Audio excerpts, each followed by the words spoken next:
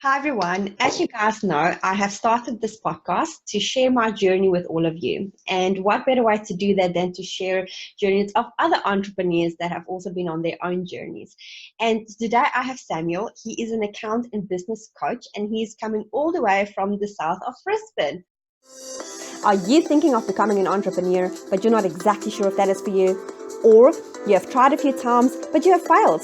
Or maybe you are currently on your journey, but you're not exactly sure you're taking the right path and if you're doing the right things. Follow along on this podcast where I will be sharing my entrepreneurial journey with you all. I will be sharing my successes, my failures, and also my challenges. The best part is I will also be interviewing fellow entrepreneurs that will be sharing their stories and their successes. This is my podcast, Entrepreneurial Journey, and I am Joy Nicholson. Hi, how you doing? Hey Joy, thanks for having me here. It's a pleasure to be with you today. Thank you so much for accepting to actually be on my podcast. I really do appreciate your time. Oh, So just a little bit about you. Can you tell people where you're from? Where did you grow up? Just a little bit of a background on you. sure. So I've grown up on the south side of Brisbane for most of my life. So long time native. We live between Brisbane City and the Gold Coast. So perhaps that's what most people know this part of Australia for. Nice sunny beaches, and we have those, which we love. But at the moment we're enjoying a chilly winter, so we're not much beach going right now, but that's where we are, and we love it. My background is largely based in tax and business advisory.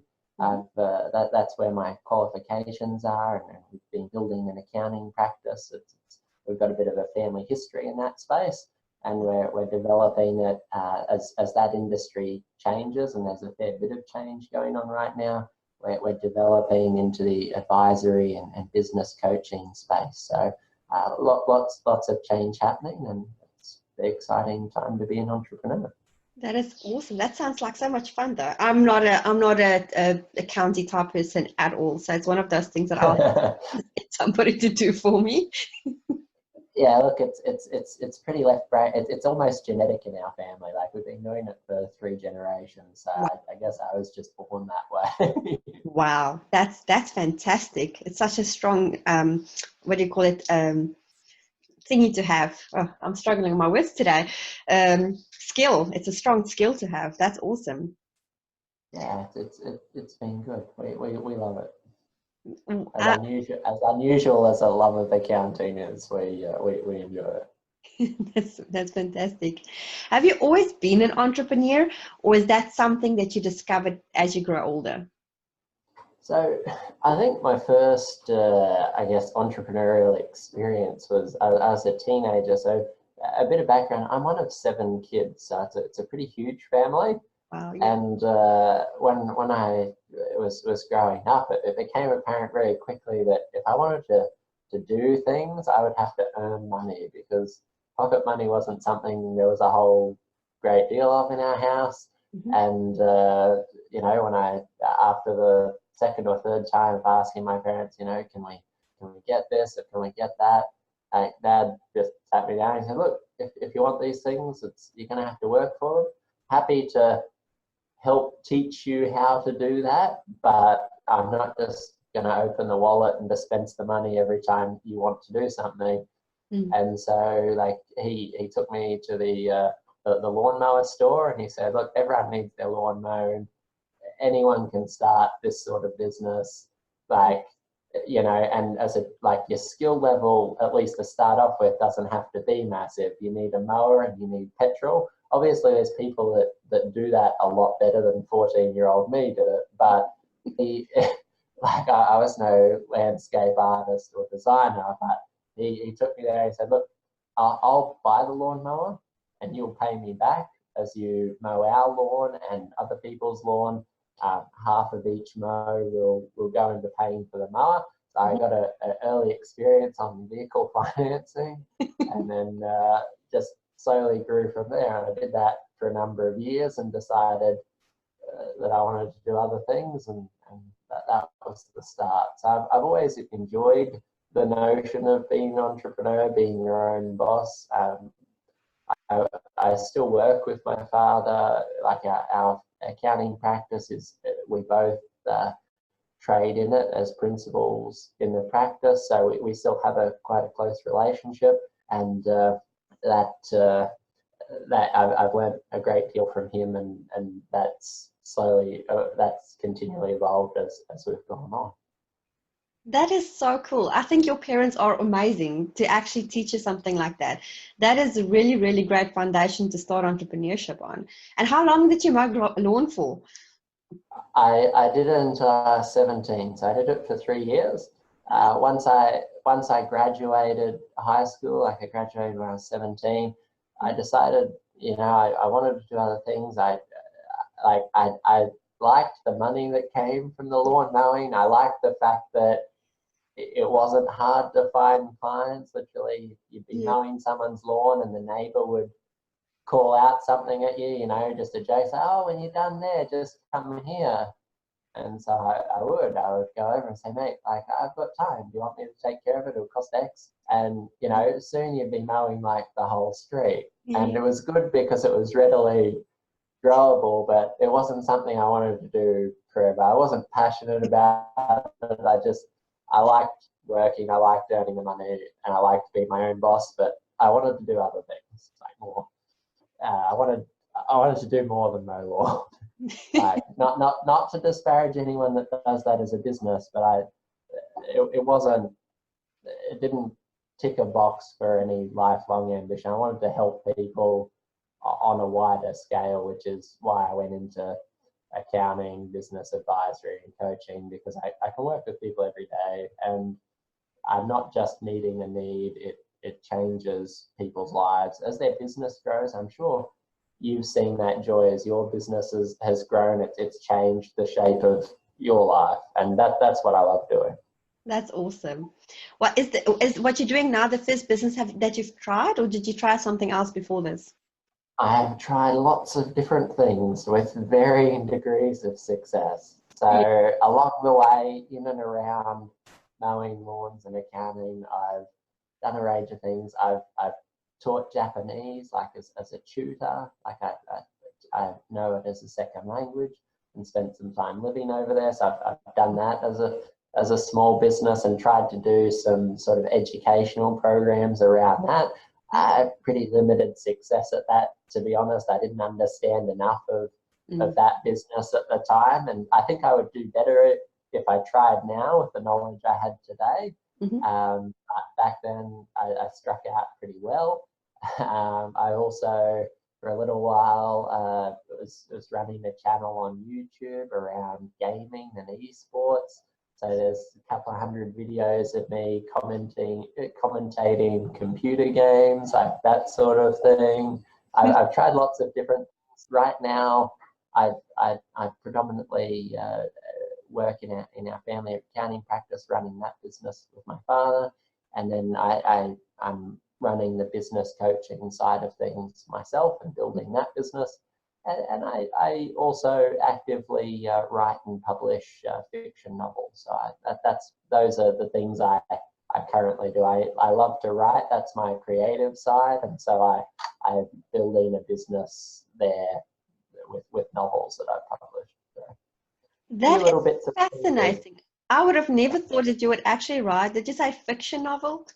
Yeah, so fantasy and urban fantasy. To fiction novel, that's crazy. You're gonna have to tell me a little bit about this, please.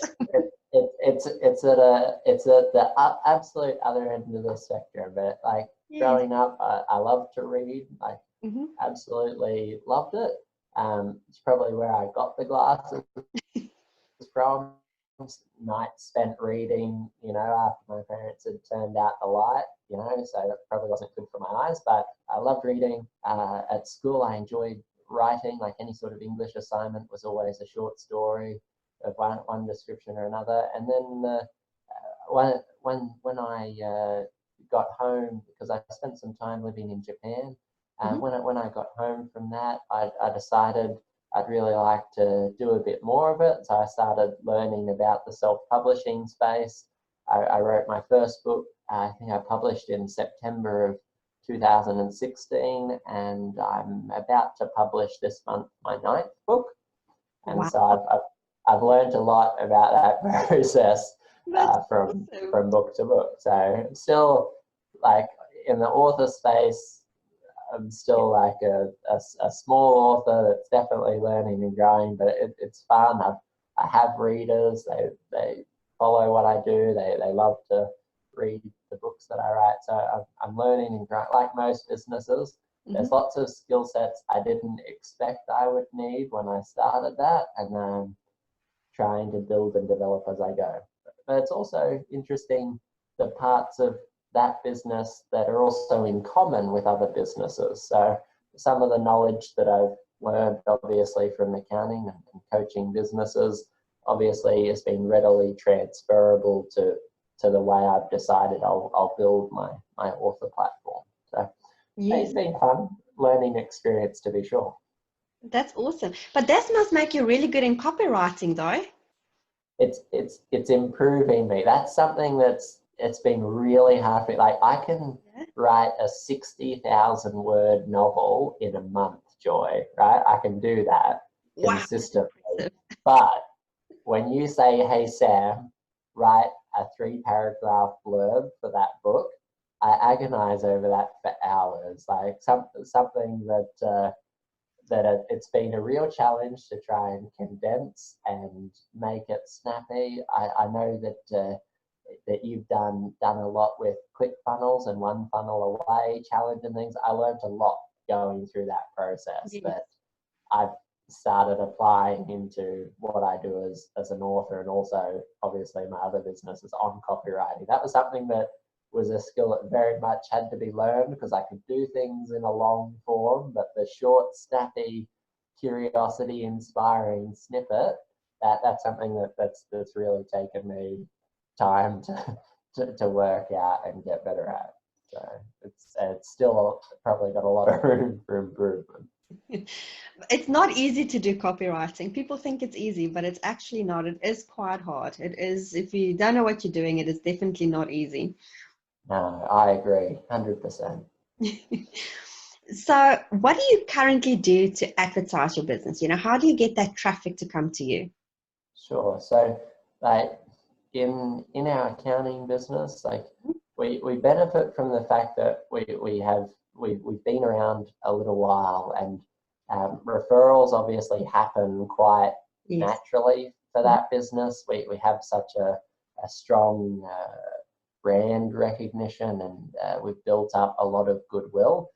The problem with that, of course, is you can't control when they show up. They just come. Like some weeks you might have a dozen, and other weeks you won't have any. So we don't wholly rely on that, though we do definitely receive many clients that way. We do advertise on Google and Facebook pretty steadily.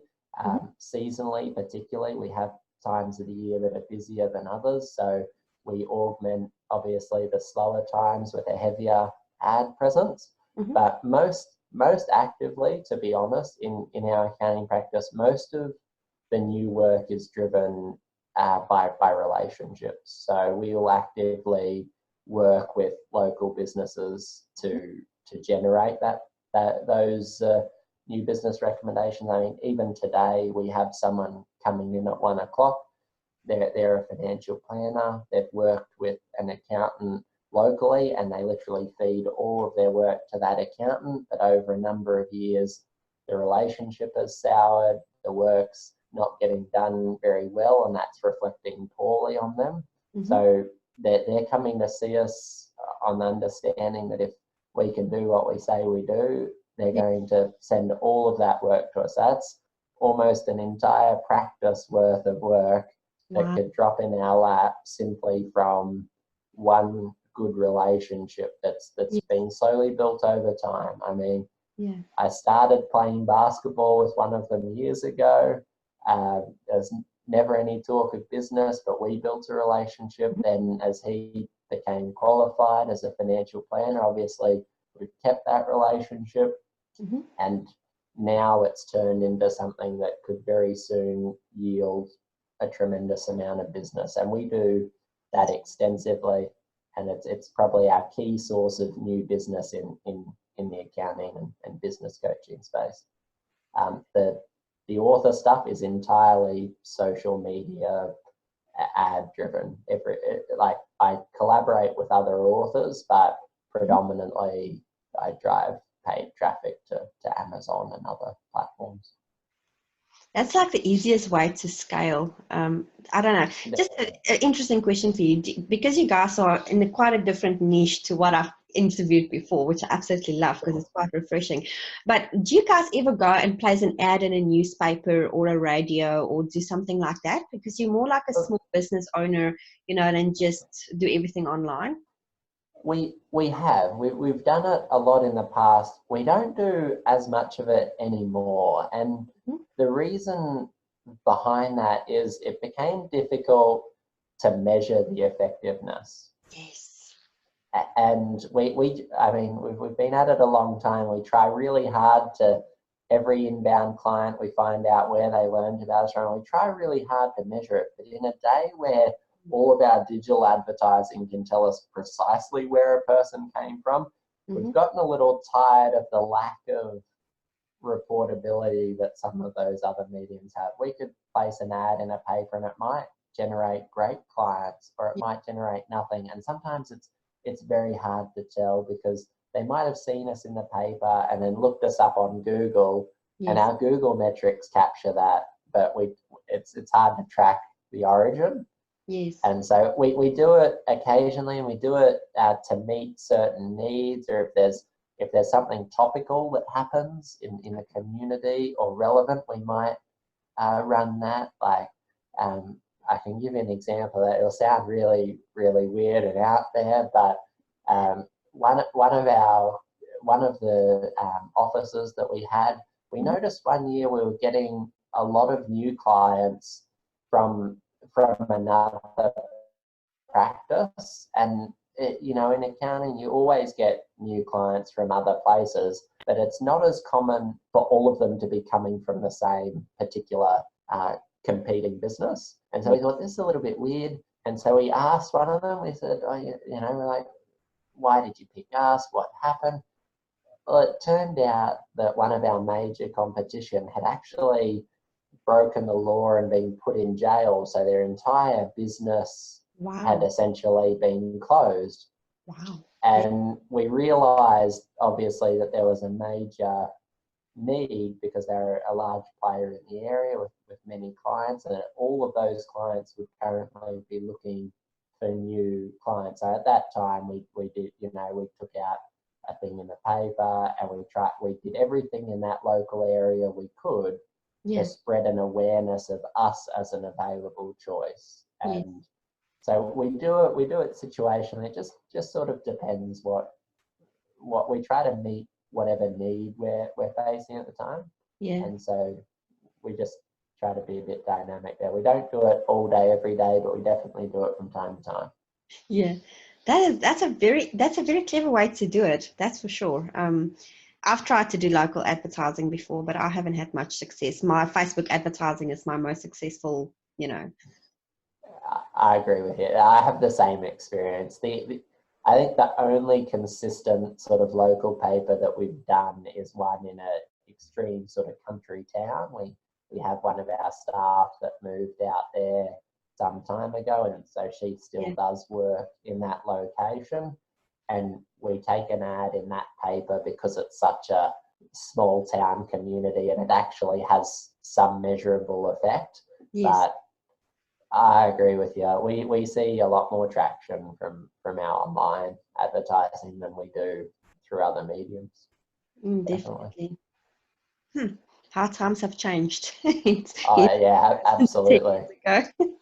Absolutely. I mean, 10 years ago, we would have had ads in local papers. We advertised everywhere, even like doctors' surgeries. They have those like appointment cards. We had like advertising on the back of them. Yes.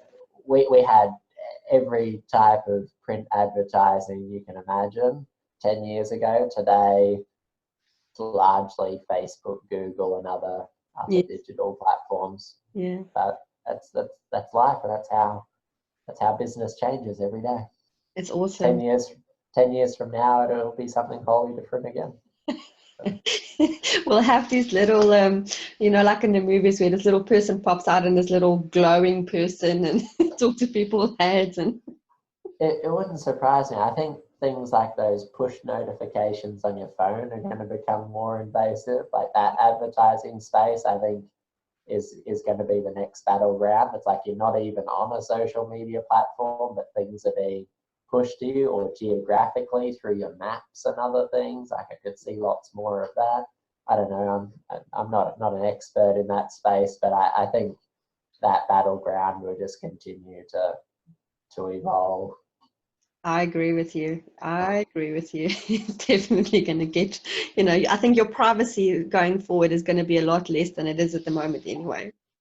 Yeah, I, I think privacy, it's something we all value, but even already it's massively invaded, and I think that's it's just going to become part of life. The government here has tremendous. And I'm not a conspiracy. Just to clarify, I'm not a conspiracy theorist because I work in tax, Yeah. where we deal with them every day, and the volume of information they have on the average person is absolutely staggering. And so I think privacy is going to be massively invaded in the coming years. I think it already is, but I think it will continue to happen. Because the thing is with privacy and social media, so you know how it is, like you have to publish yourself and get yourself out there and just have that attractive character, and that's, as you know, that's something that really helps to build your business and building that relationships. And a lot of the people that sign up with me, they don't want to do that because it's like their privacy, but I'm thinking at the same time it's already invaded, so just do it in a positive way. Just use it to your advantage rather than worry about it. Yeah, exactly. I get that. Like, I'm pretty introverted naturally. Like my natural inclination, there was 100 people in a room, I'd be the person in a corner on my own, facing the wall, sort of thing. Like I'm not the life of the party, and I'm not naturally a share all sort of person. But I learned the lesson that you're talking about. As I was sending out my author newsletter, right, I'd have thousands of people that I'd email out about stuff, and I'd get very few response. Like people would go and they'd buy the book and they would interact with the newsletter, but I would get little feedback from it. There wasn't a stack of reply emails, even though I established myself as a very approachable author. Like I don't consider myself aloof or anything. If a reader wants to come and ask me anything, they can go wild. Like I'll happily answer and interact with them. But I was getting very little of it back, and I thought, like what's going on? Other authors like talk about all these types of emails they get, and it doesn't happen for me. And Yes. so I signed up for their emails just to see what they were sending out and to learn better how to do it. And they were doing things that I consider like oversharing. Like, so I'm like, I would never put that out there. But I realized the whole reason that they were getting engaged with is because of what they were sharing. And like each email I sent had no response. And then I sent an email.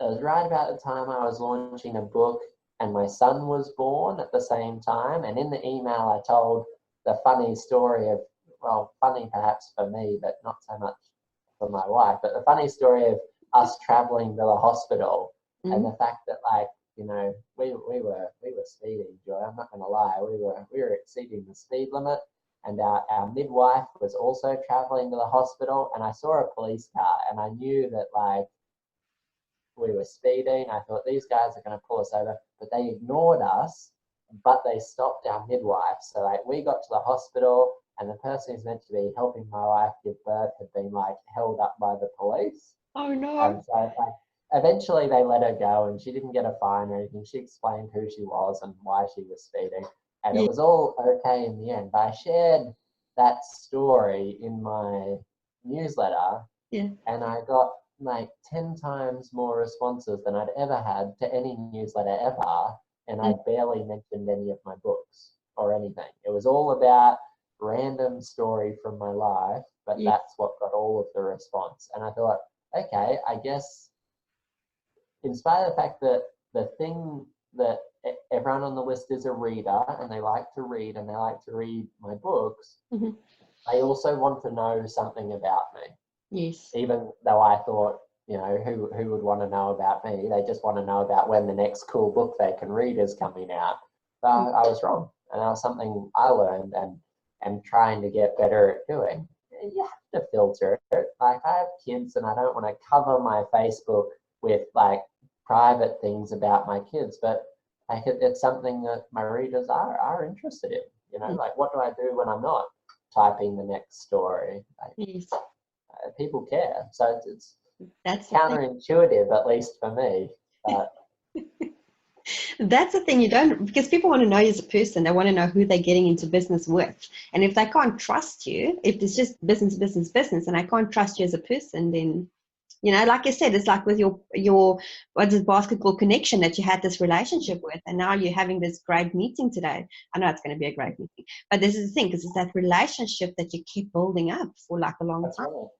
Absolutely. Like, their office, right, in terms of space, that office is less than 5 kilometers from our office. But Wow. they have 30 other accountants Yeah. in that space that they could choose from. And the only reason we're getting the meeting is because of the relationship. So That's it. That's the golden nugget right there. So, Samuel, a question for you. What do you contribute to your success? What is that thing that makes you successful? you touched on it earlier. It's my parents, Yes. massively. Sorry, just one moment. So most of what I know, I learned from my parents in one respect or another. My love of reading came from my mother, and Yeah. that's where I learned most things. Mhm. I went to university and did those things, but most of what I learned, particularly as an entrepreneur, I learned through reading books by other entrepreneurs or taking programs and those sorts of things, Yes. which is something that my mother's taught me, and my father is responsible for a great deal of who I am. I've worked beside him. He's taught me how to be an entrepreneur, how to be good at business, how to win clients, how to take care of them, how to build a lifetime value in your business. So a great deal of it comes from my parents and then other mentor figures that I've had. While I have, you know, a university education and I've gone through professional training as an accountant and all of those things, I don't mean to dismiss or disparage that. Like, I had to do that. It was part of the journey, and I literally mandated that I had to do it.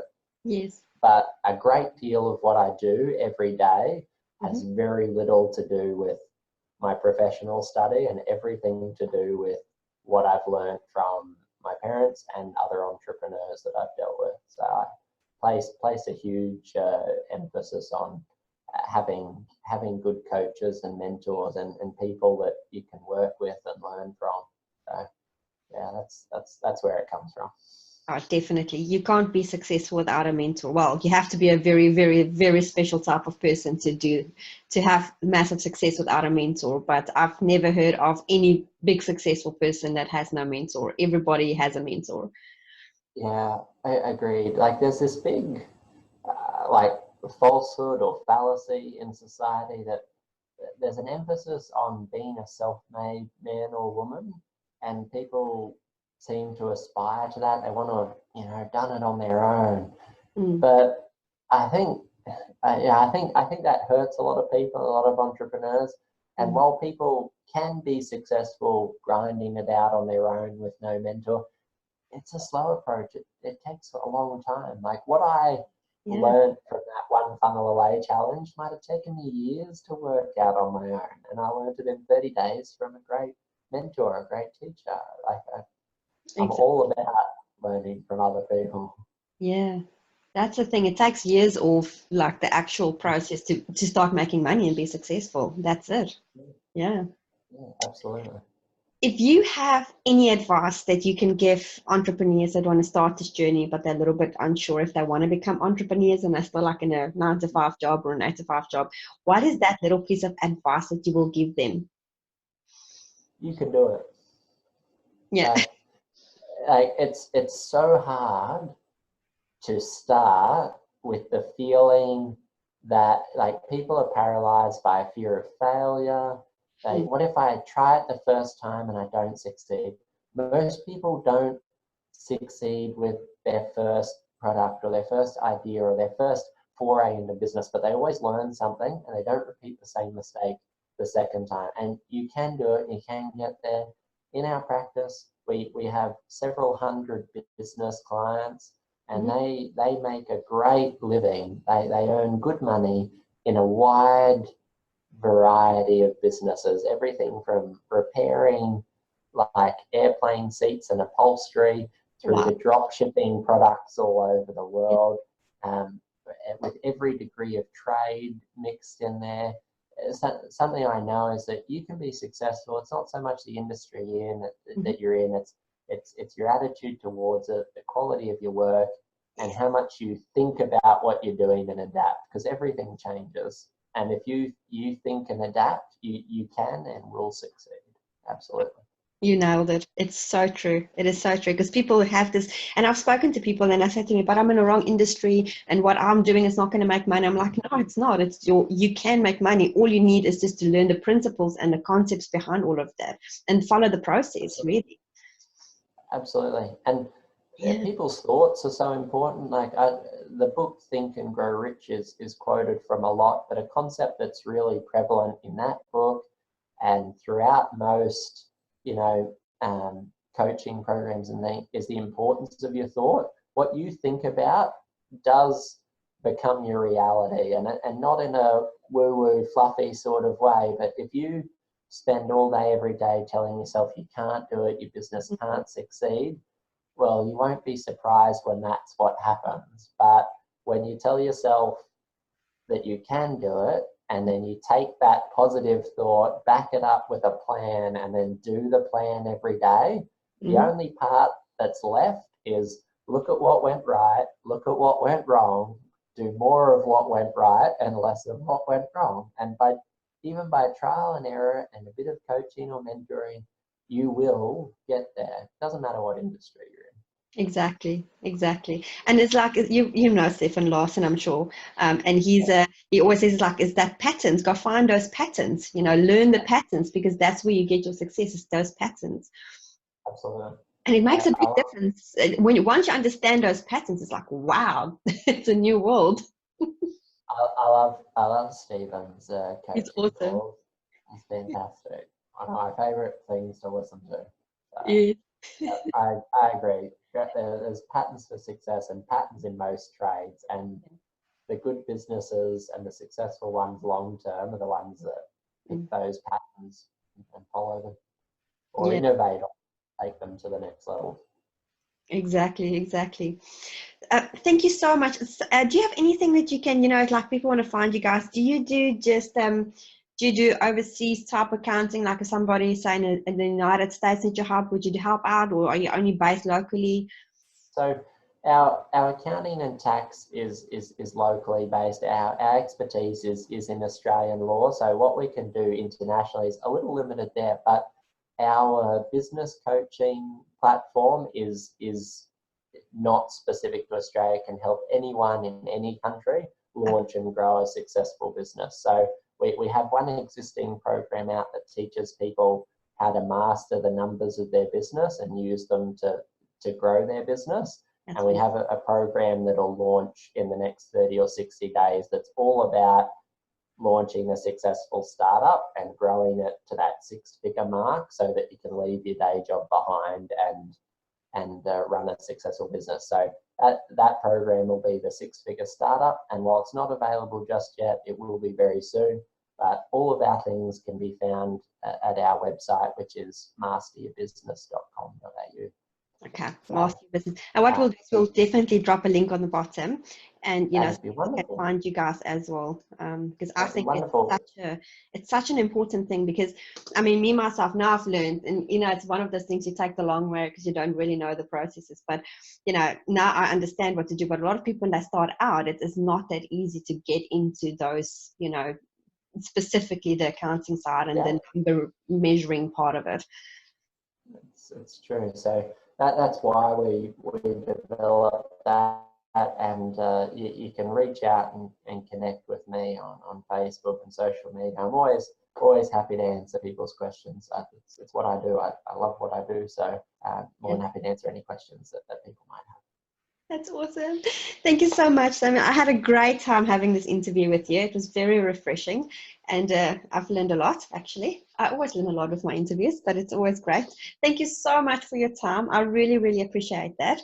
And have fun with your meeting at 1:00. Thanks, Joy. I'll let you know how it goes. Thanks for having me. It's been a delight. I will be in touch soon. Thank you. Okay, bye.